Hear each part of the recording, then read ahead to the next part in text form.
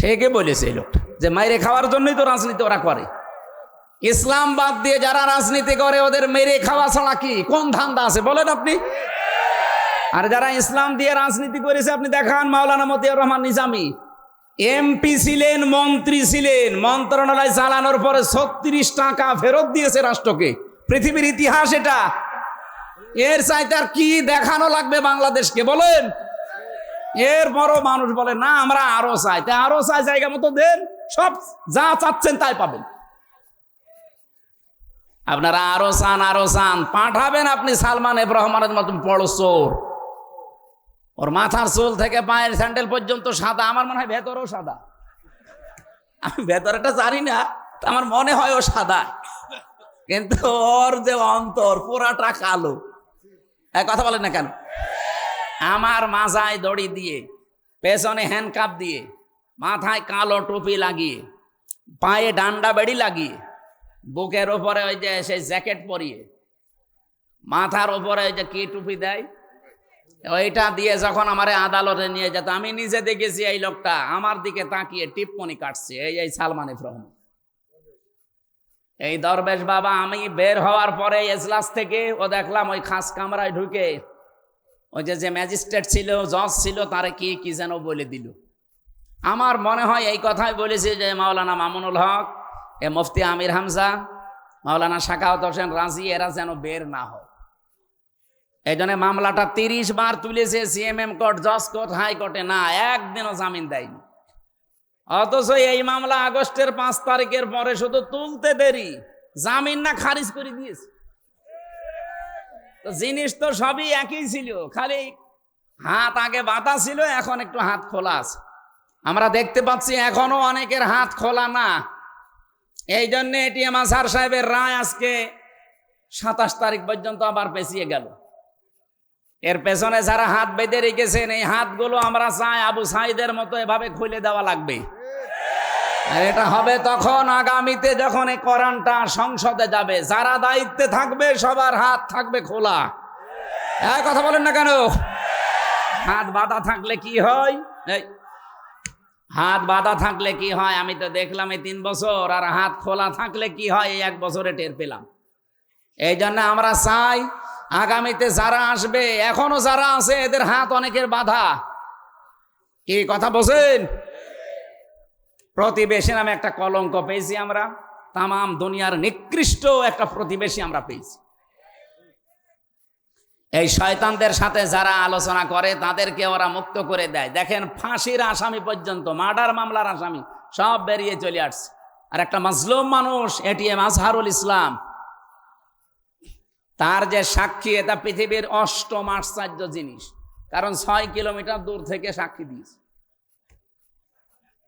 আমার মনে হয় ওর চোখে শকুনের চোখ লাগানো ছিল, তাও তো সম্ভব না।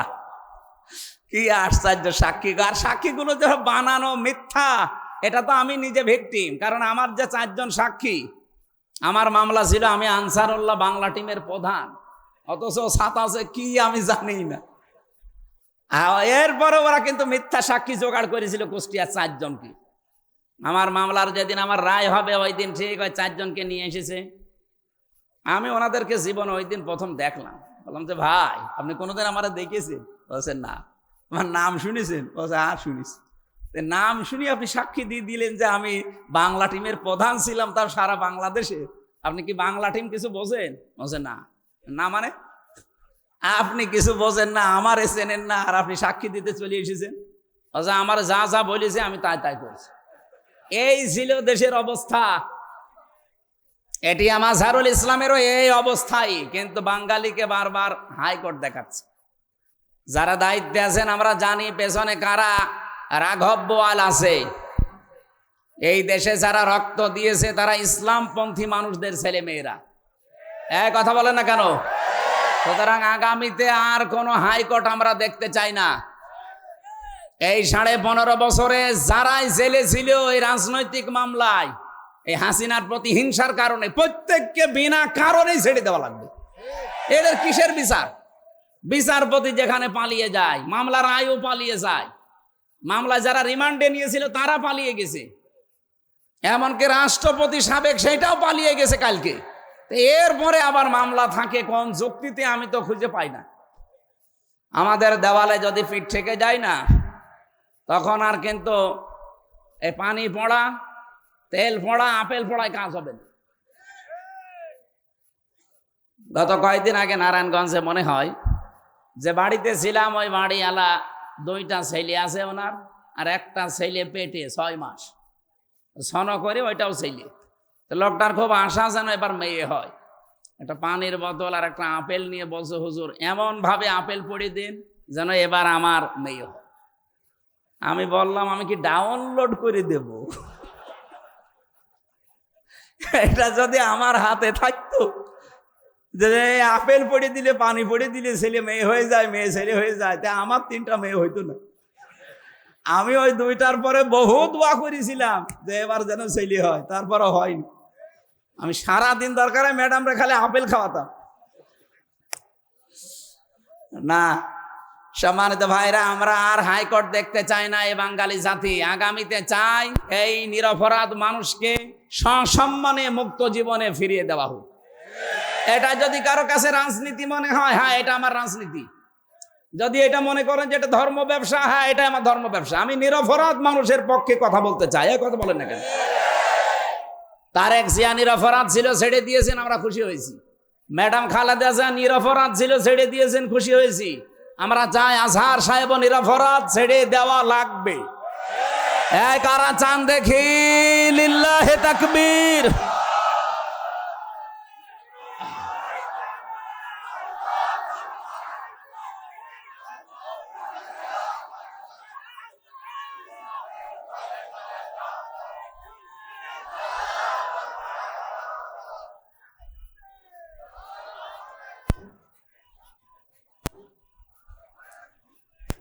আল্লাহ রাব্বুল আলামিন বলেন, ইন্নাল্লাযীনা ইউযুনাল্লাহা ওয়া রাসূলাহু লা'আনাহুমুল্লাহু ফিদ দুনিয়া ওয়াল আখিরাহ ওয়া আ'আদ্দা লাহুম আযাবাম মুহিনা।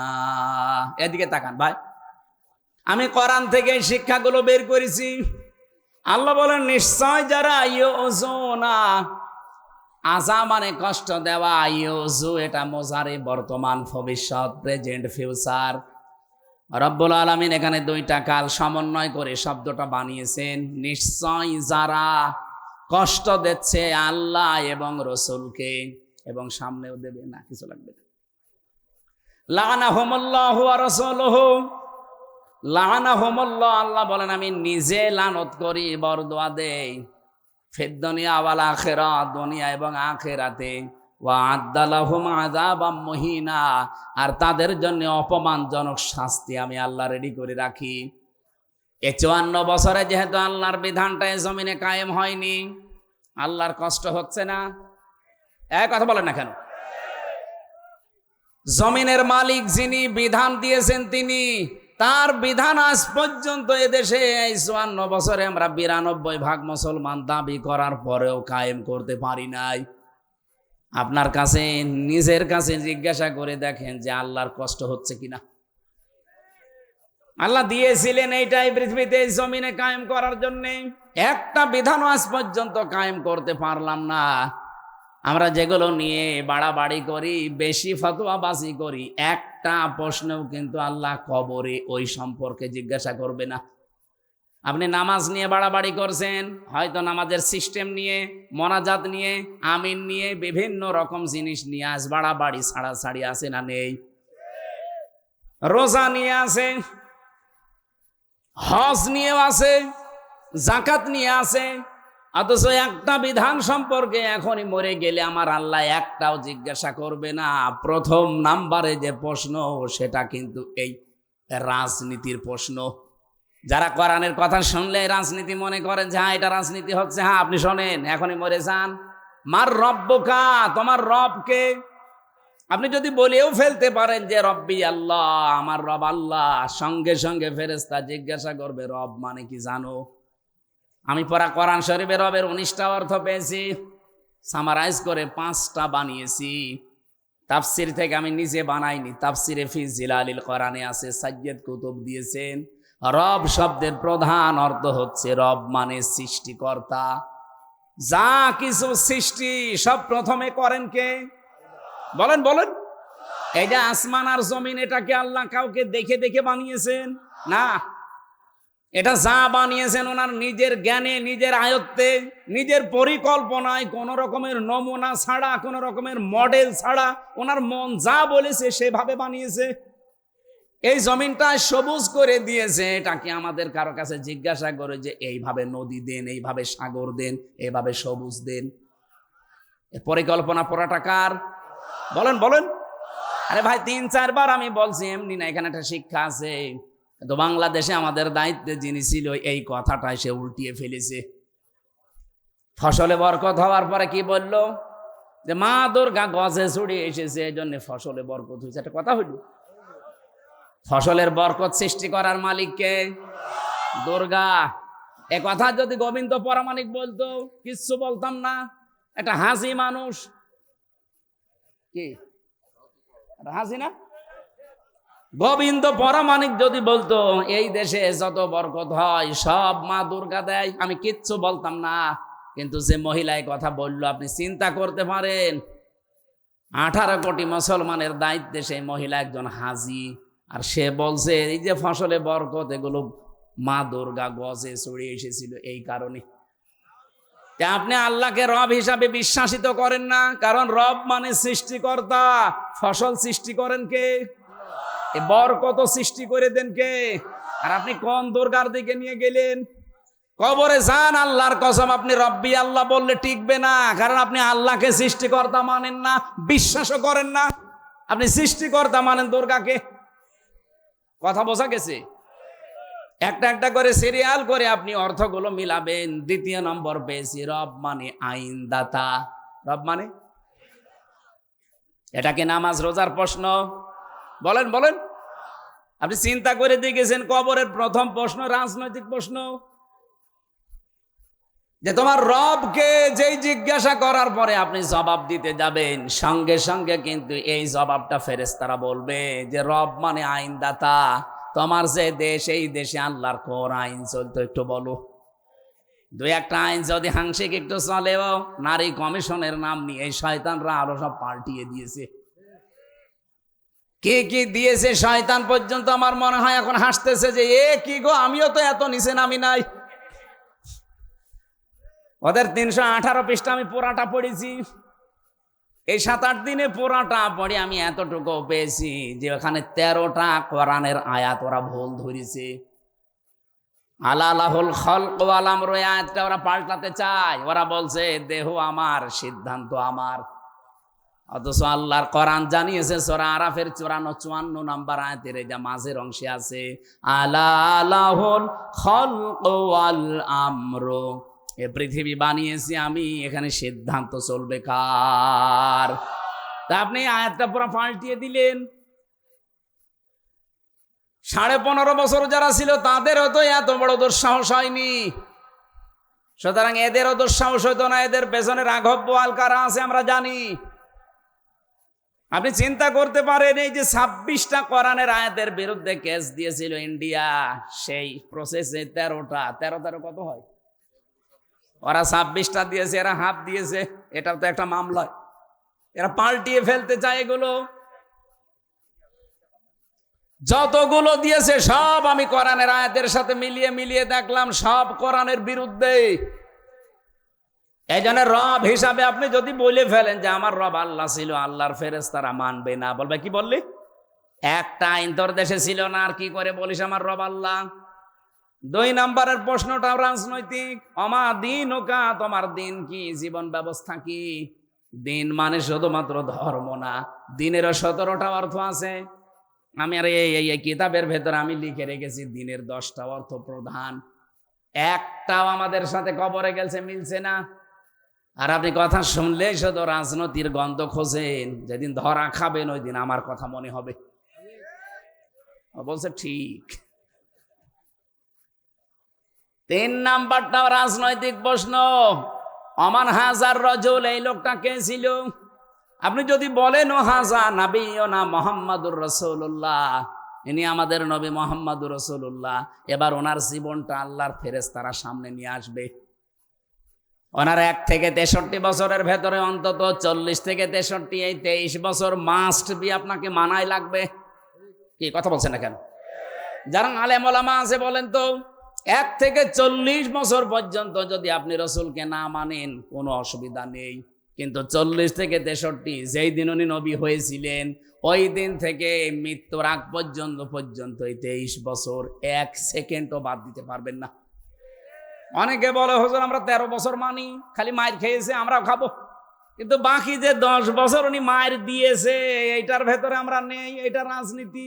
কেন 13 বছর মায়ের খেয়েছে রাজনীতি মনে হয় না, আর 10 বছর মায়ের দিয়েছে রাজনীতি মনে হয়। আমার মনে হয় এই পাগলগুলোকে পাবনা ছাড়া আর কোনো জায়গায় পাঠানো যাবে না। আমার ভাইরা, আপনি রাজনীতির গন্ধ যাই খোঁজেন না কেন, 3টা প্রশ্নই কিন্তু রাজনৈতিক। আইনদাতা এই মাদিন ও কায়ের বাস্তব অর্থ হচ্ছে তোমার জীবন ব্যবস্থা কি ছিল। 3 নম্বরে যে প্রশ্নটা রসুলকে দেখিয়ে করা হবে এর বাংলা অর্থ হচ্ছে তোমার নেতা, তোমার আদর্শ কে ছিল। একটা আমাদের এই প্রশ্নের জবাবগুলো ঠিক নেই। ও খুলনাবাসী, যেহেতু আমার বিভাগের মানুষ আপনারা, একটু ভালোবাসি বেশি আপনাদেরকে, বারবার আহ্বান জানাই আমি একেবারে সরাসরি বাংলা ভাষায়, আসেন আমরা এই 3টা প্রশ্নের জবাব একটু ঠিক করে নেই। একটাও যেহেতু ঠিক নেই, কি নিয়ে আপনি হাঁটতেছেন কবরের দিকে? ফাইনা তাযহাবুনা ইন হুয়া ইল্লা যিকরুল লিল আলামিন। কোন দিকে যান? ফিরে আসেন আল্লাহর এই জিকির কোরআনের দিকে। আসা যাবে না? হ্যাঁ বলেন, আসা যাবে না? যে কথা তুললাম এই জায়গা থেকে, বাংলাদেশের যে দরবারে যাবেন আমি নিষেধ করি না, কিন্তু যে দরবারে কোরআন নেই, কোরআনের কর্মসূচি নেই, ওই দরবারে গেলে আপনাকে খারাপ বানিয়ে দেবে আল্লাহ নিজে।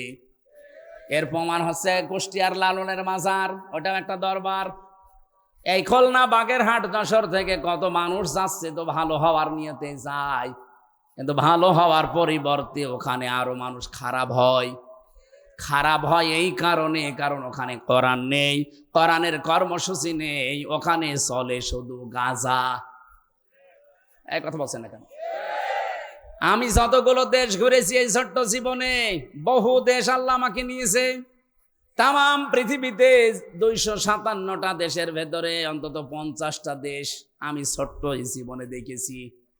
পৃথিবীর কোন দেশে এইভাবে একেবারে মানে এত আরামে গাঁজা খাওয়া যায় দুনিয়ায় আমি কোনো জায়গায় পাইনি। মানে পুলিশ পাহারা দিয়ে খাওয়ায়। তাহলে আপনি কি বুঝলেন এখান থেকে আজকে? কোরআন যেখানে নেই ওই দরবার যদি আমার বাবাও তৈরি করে, আমি ওই দরবারে আজকে থেকে আর, আমি যদি ভালো হওয়ার নিয়তেও থাকি আমাকে খারাপ বানিয়ে দেবে কে? এ পর্যন্ত ঠিক আছে, পরেরটা বলবো।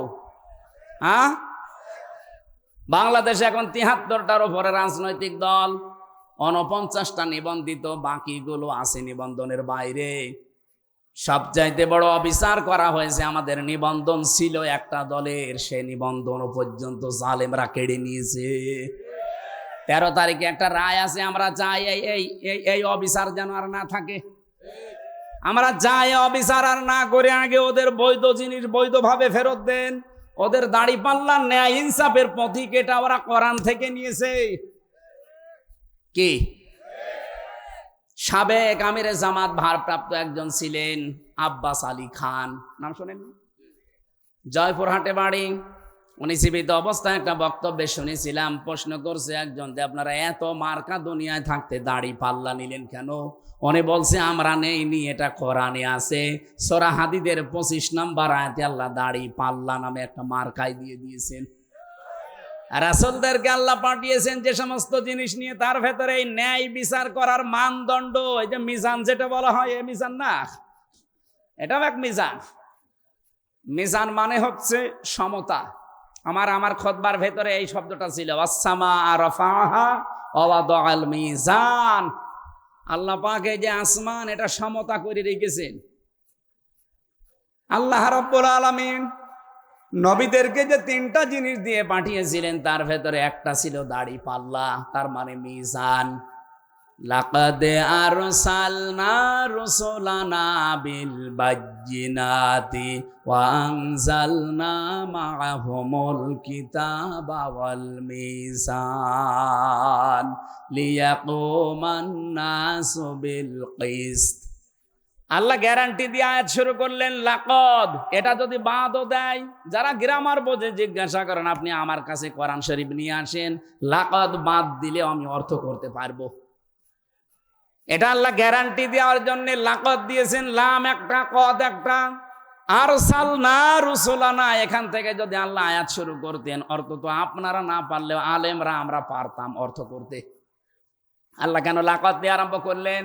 আল্লাহ গ্যারান্টি দিয়েছেন অবশ্যই অবশ্যই এই পৃথিবীতে আমি যত নবী আর রাসূলকে পাঠিয়েছিলাম তিনটা জিনিস তাদের সাথে ছিল। এক নম্বরে কিতাব, কি ছিল বলেন বলেন। দুই নম্বরে তাদেরকে আমি উন্নত চরিত্র দিয়েছিলাম।